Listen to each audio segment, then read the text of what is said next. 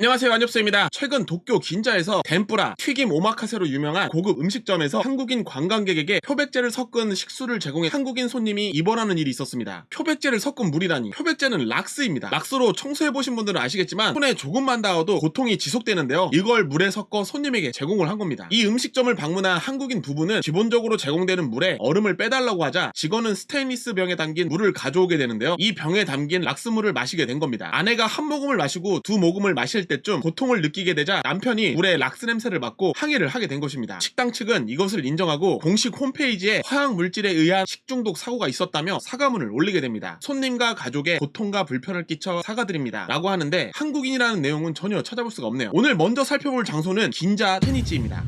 이곳은 긴자입니다. 긴자. 일본 도쿄에서도 고급 음식점이 많이 있는 곳이죠. 미츠코시 백화점, 이곳 12층에 있는 매장이 되겠습니다. 백화점 식당가 모습은 좀 이런 느낌인 것 같고요. 타베로그에 들어왔는데요. 여기가 이제 튀김, 덴뿌라로 유명한 곳인데 텐동도 팔고 오마카세도 하고, 오마카세가 한 15,000원 정도, 한 한국 돈 15만원 정도. 네, 요게 텐동이고요. 오마카세는 뭐 이런 식으로 나오는 것 같습니다.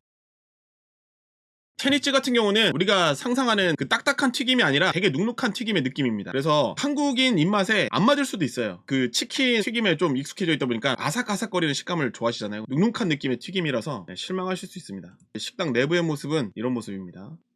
매장이 그렇게 크지가 않습니다. 여기 이 테이블에서 먹는 게 더 비싸요. 여기 바 테이블에서는 오마카세 같은 거, 이게 나름 고급 음식 체인점인데 물에다가 락스를 타서 준 거죠. 테니치 측의 사과문을 다시 보면 실수라고 써 있거든요. 저는 최근에 일본 사정을 보면 일부러 그랬을 가능성이 높다고 보고 있습니다. 일본은 최근까지도 G세대, 이런 어린 세대들이 음식점에서 이상한 장난으로 큰 피해를 주고 있는 언론의 보도가 끊임없이 나오고 있습니다. 손님뿐만 아니라 음식점에서 일하는 점원도 마찬가지입니다. 특히 이번 일같이 매장의 직원이 음식이나 음식을 만드는 도구로 장난치는 것으로 인해 생기는 문제를 일본에서는 바이트 테러라고 부르고 있습니다. 바이트 테러, 아르바이트와 테러를 붙여 만든 신조어입니다. 이 말은 2013년 어떤 일을 계기로 생겨나게 됐습니다. 지금으로부터 10년 전인 2013년 한 음식점의 알바생의 이상 행동으로 해당 음식점이 폐점하는 일이 있었습니다. 도쿄 타마시에 조성된 타마 뉴타운에 있는 소바집 타이쇼는 간선 도로를 따라 좋은 입지에서 영업을 하고 있었음에도 불구하고 바이트 테러 발생 3달 만에 음식점을 폐점하게 됩니다. 그리고 음식점 주인은 폐점 2달 뒤에 파산을 신청하게 됩니다. 타이쇼에서 일한 아르바이트 점원이 세정기로 씻어져서 깨끗하게 돼버렸다 라는 제목으로 세정기에 눕거나 얼굴을 집어넣고 손님이 사용하는 국수 그릇을 자신의 맨몸에 가져다 대는 비위생적인 모습을 SNS에 업로드를 한 것이죠. 사진이 공개된 뒤에 비위생적이라는 음식점에 대한 평판이 생기며 1984년에 창업한 소바집 타이쇼는 얼마 안가 폐점을 하게 된 것입니다. 타이쇼의 사장은 폐점한 뒤 3,300만원의 부채가 생겨 파산을 하게 되는데 알바생들을 상대로 1,385만원의 손해배상 청구를 하게 되지만 결국 200만원으로 합의가 된 것으로 마무리가 되었습니다. 물론 이렇게 바이트 테러로 인해 음식점이 폐점까지 가게 되는 경우는 드물지만 2013년부터 지금까지 이 같은 바이트 테러는 전혀 사라지지 않고 있습니다. 얼마 전까지 회전 스시 전문점에서 손님들의 이상 행동으로 AI 카메라가 탑재되었는데요. 손님뿐만 아니라 일하던 직원에도 문제가 있었죠. 회전 스시 전문점 쿠라스시에서 2019년 아르바이트생이 초밥에 사용되는 생선을 쓰레기통에 집어넣은 뒤에 다시 끄집어내어 사용하는 영상을 인스타 스토리에 올렸는데 해당 영상을 본 선배가 영상이 부적절하다는 댓글을 달자 영상은 삭제가 되었습니다. 하지만 이 영상을 공유하고 있었던 다른 친구가 트위터에 영상을 올리게 되면서 결국 큰 소동으로 발전하게 됩니다. 이것이 문제가 되자 쿠라스시 측에서는 이런 영상을 촬영한 3명의 알바생을 업무방해 혐의로 고소를 하게 됩니다. 또 편의점에서는 이런 일들이 있었습니다. 2019년 세븐일레븐 아르바이트 점원들이 손님에게 파는 오뎅을 입에 담았다가 내뿜는 영상을 SNS에 올리고 문제가 되었습니다. 해당 알바생은 해고가 되었고요. 또 다른 매장에서는 아르바이트생 2명이 튀김 박스 안에 들어가 있는 감자튀김을 손가락으로 집어먹는 영상을 재미로 인스타그램에 올렸다가 트위터로 확산되면서 문제가 되었습니다. 이 영상이 공개된 이후에 세븐일레븐에서는 튀김이 한동안 판매 금지가 되었습니다. 또 있습니다. 이 영상 같은 경우는 아직 진위가 파악된 것은 아니지만 아르바이트 점원이 이상한 걸음으로 계산대 앞을 걷고 있는데 카메라를 들고 있는 여성이 그 여성을 향해서 소변을 봤다고 이야기를 하고 있습니다. 쓰레기통에는 그녀의 신발이 버려져 있고요. 이 영상의 경우는 이지메 당하고 있는 것이 아니냐라는 추측이 많더라고요. 2021년 일본의 유명 카레 체인점 코코 이츠반에서 점원들끼리 모여 식사를 하는 와중에 한 사람이 바지에 손을 넣은 뒤에 음식에 무언가를 뿌리는 동작을 하고 있습니다. 이 영상을 인스타그램에 올려 확산이 되어 이 매장은 영업 정지를 당하게 되죠. 또 같은 해인 2021년 야쿠니크 전문점 한국원에서 아르바이트 점원들이 서로 웃으며 음식을 가지고 장난을 칩니다. 심지어 소프트 아이스크림을 입으로 받아 먹는 장면을 인스타에 업로드한 뒤에 트위터로 확산이 되었습니다. 비위생적이라는 항의 전화가 빗발치자 한국원의 공식 홈페이지는 폐쇄를 하게 됩니다. 그리고 해당 직원들을 상대로 손해배상을 청구하게 되죠. 제가 오늘 소개한 내용은 일부이며 이 외에도 이런 일들은 정말 많습니다. 이런 영상 같은 경우는 촬영하는 이와 이상 행동을 하는 사람의 바보짓에 환상의 콜라보가 이루어져야 영상이 업로드가 됩니다. 그리고 대부분의 영상을 업로드한 이들은 촬영자입니다. 일본은 자신의 얼굴을 노출하는 것에 부담을 가지고 있는 사람들이 상당히 많습니다. 결국 바보짓을 하는 친구와 동료의 영상을 찍은 뒤에 자신의 조회수나 좋아요를 위해 SNS에 올리는 패턴인 거죠. 그래서 일본에서는 이들을 빠까스타그래머, 빠까터라고 부르고 있습니다. 바보랑 SNS를 합쳐 부르는 신조어죠. 최근 긴자에 있었던 한국인을 향한 음식점 테러 역시 직원들끼리 서로 깔깔거리며 영상을 남겼을 거란 생각이 듭니다. 만약 그랬다면 표백제를 넣은 물을 준 것은 상당한 중범죄입니다. 락스물을 마신 한국인은 음식점에서 주변 사람들이 마시는 물 주전자의 모습이 달랐다고 인터뷰를 했잖아요. 그리고 락스물을 마시고 구역질을 하자 이곳에서 이러면 민폐행위라고 오바이트를 하지 말라고 했다고 하는데 대체 누가 민폐인 거죠? 최근 일본에서 바이트 테러뿐만 아니라 음식점을 찾는 손님들까지 이런 행위를 계속하자 일본에서는 중고등학생을 상대로 관련 시청각 교육을 하는 사례도 생기고 있습니다. 일본에서는 대체 이런 일들이 왜 계속 일어나고 있는 걸까요? 이런 현상에 대해 일본에서 분석한 내용이 있습니다. 이런 문제를 일으킨 직원들에게 왜 이 같은 짓을 했냐고 묻자 무리들 사이에서 웃기고 싶었다, 깊이 생각하지 않았다, 그냥 장난치고 싶었다 라는 내용이 대부분이었습니다. 이런 이유로 문제를 일으킨 직원들도 책임이 있지만 이런 직원들을 지도, 관리하는 업체의 책임이 더욱 클 것입니다. 그래서 이런 일을 지속적으로 발생하는 원인에 대해 음식점에서 아르바이트생을 관리하는 정사원이 부족한 것을 원인이라고 분석을 하고 있습니다. 문제를 일으킨 영상을 보면 대부분 아르바이트생끼리 남아 일하는 곳에서 문제가 생겼다는 것이죠. 이런 부분이 개선되지 않다면 이런 바이트 테러는 계속 생길 거라고 이야기를 하는데 한국에서도 알바생만으로 운영되는 업체가 상당히 많잖아요. 하지만 한국에서는 같은 기간 이런 영상들이 꾸준히 뉴스에 나오진 않잖아요. 그래서 일본 전문가들은 해외에서는 감시 카메라로 이 같은 일을 방지하고 있기 때문에 주방에 감시 카메라를 달아야 한다는 이야기도 있는 상태입니다. 그리고 일본 젊은이들의 SNS 사용이 트위터에서 인스타그램으로 옮겨지기 시작하면서 원본을 삭제하면 확산을 어느 정도 막을 수 있다는 생각을 했다는 겁니다. 일본은 SNS를 트위터로 시작하는 사람들이 상당히 많았습니다. 트위터 같은 경우는 원본이 삭제되면 리트윗된 게시글도 모두 사라지게 됩니다. 그래서 이런 영상을 올린 뒤에 원본 영상을 삭제하면 되지라는 아니란 생각이 문제를 키웠다는 분석도 있습니다. 그리고 이런 일에 대한 대책으로 관련 업계에 더욱 엄격한 규율이 생겨야 된다고 이야기를 하고 있는데요. 이미 일본의 서비스업 노동 환경은 엄격한 것으로 유명합니다. 아르바이트생이라도 대부분 핸드폰을 사용할 수가 없고 앉아 있을 수도 없습니다. 출근하면 탈의실에서 옷을 갈아입고 자신의 캐비넷에 핸드폰을 반드시 넣어야 되죠. 심지어 일하는 곳에서 핸드폰 충전도 못합니다. 그리고 업장의 물을 못 마시는 경우도 있습니다. 그래서 일본엔 전기도둑이라는 말이 있잖아요. 자신의 물건을 왜 회사의 전기로 쓰냐는 거죠. 물 역시 자판기에서 본인이 직접 뽑아 먹어야 되는 경우가 많습니다. 재밌는 건 대기업도 마찬가지라는 겁니다. 일본에 방문하셨을 때 마트에 가서 계산대의 직원들을 유심히 한번 지켜보세요. 그러면 직원들이 갑자기 밑으로 쑥 없어지는 경우가 생깁니다. 계산대 밑으로 사라지는 경우에는 그곳에 숨어서 자신이 사오거나 가져온 물을 마시는 경우가 대부분입니다. 손님에게 그런 모습을 보여서는 안 돼서 밑에 쪼그려 앉아서 물을 마시는 거죠. 한국에서는 편의점 알바 같은 경우 게임을 하시거나 공부를 하시는 분들도 계시잖아요. 그리고 비치된 정수기를 통해 물을 자연스럽게 마십니다. 우리가 이렇게 흔히 보는 모습들을 일본에서는 안 되는 경우가 많습니다. 이러한 일들이 계속 생기자 이런 규율을 더욱 강력하게 해야 된다는 이야기가 나오고 있는 것이죠. 어떻게 보면 이런 것들이 당연한 것일 수도 있지만 저는 일본의 이런 서비스업의 엄격한 규율 때문에 쉬는 시간이나 끝나는 시간에 그동안 쌓였던 감정들이 폭발해서 알바생들끼리 모여있을 때 이상한 장난을 치는 것 같기도 하는 생각도 듭니다. 그리고 비교적 낮은 임금으로 엄격한 규율을 적용하고 있기 때문에 윤리적인 부분의 허들이 낮아졌을 수도 있겠다라는 생각이 드네요. 여러분들의 생각은 어떠신가요? 여러분들의 생각도 댓글로 달아주시면 감사하겠습니다. 오늘 내용은 여기까지입니다. 그럼 다음 영상에서 뵙도록 하겠습니다. 감사합니다.